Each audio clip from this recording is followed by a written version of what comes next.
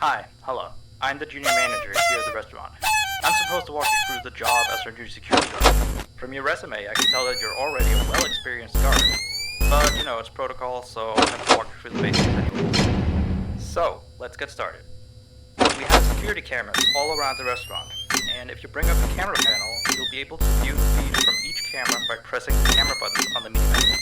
Now, our lights are always off during the night. Obviously, because it'd be a waste of power to leave them on all night.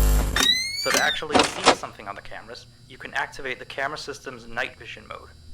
You activate night vision by clicking on the button of whatever camera you're currently viewing. So for example, say you want to see what's on camera 1. You bring up the camera panel, you click on the button that says Cam 01, and then to use night vision, you click on Cam 01 again. Once night vision is activated, you can click on any of the other cameras and view them with night vision as well. And you turn it off the same way you turn it on. Now, night vision takes more power than regular vision, so make sure you use it sparingly. Your first priority as a security guard here is to keep an eye on the animatronics. Those are really expensive machines, and we do not want them stolen. And you keep an eye on them through the cameras. We have quite a few animatronics here at Candy's. There's of course the cats Candy and Cindy, there's Chester the chimpanzee, there's the penguins, just lots I tell ya. So, you also have 3 security doors in your office, each of which can be closed by pressing the door button by each door. These are here in case you're in some sort of danger, but personally I just use them to shut myself off from the world when I need a break. But don't let me be your role model on that one. You need to remember that closing these doors takes power, and the longer they're closed, the more power they drain. Now, I know that sounds kind of backwards, but you have to trust me on that one.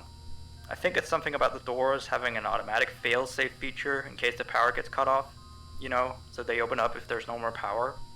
All I know for sure is that they do use more and more power the longer they're closed, so you don't want to keep them closed for too long at a time.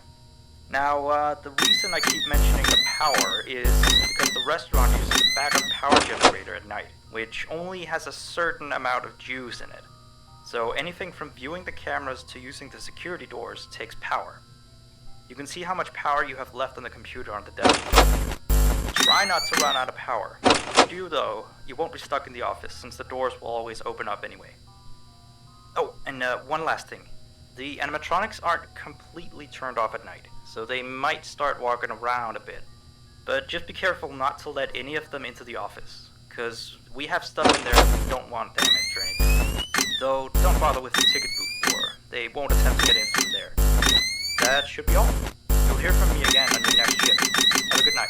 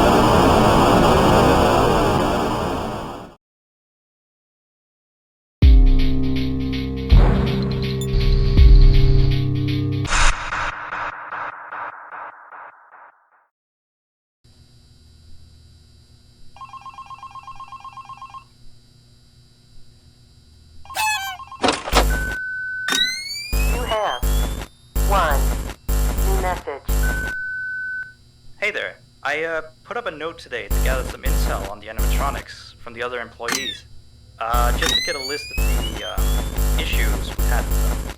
They've written down some stuff here for you, so let's see. Alright, so obviously the animatronics walk around at night, you know that by now. They try to get to places they shouldn't be. Yep. They act weird after dark. They don't like adults. I mean, I suppose.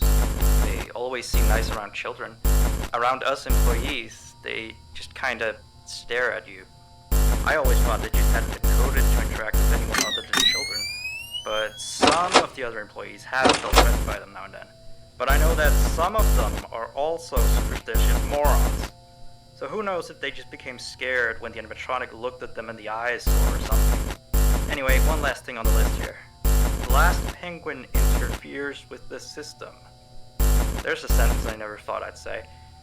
We have these penguin animatronics as waiters. They take people's orders and whatnot. We used to have 3 of them, but 2 of them broke down and haven't been fixed yet. I think they're referring to the 3rd penguin that still works, or, well, apparently it doesn't quite work. So yeah, definitely don't let him into the office. His presence alone could probably destroy our systems. Well, that'll be it for now. I'll be sure to leave another message for your next shift.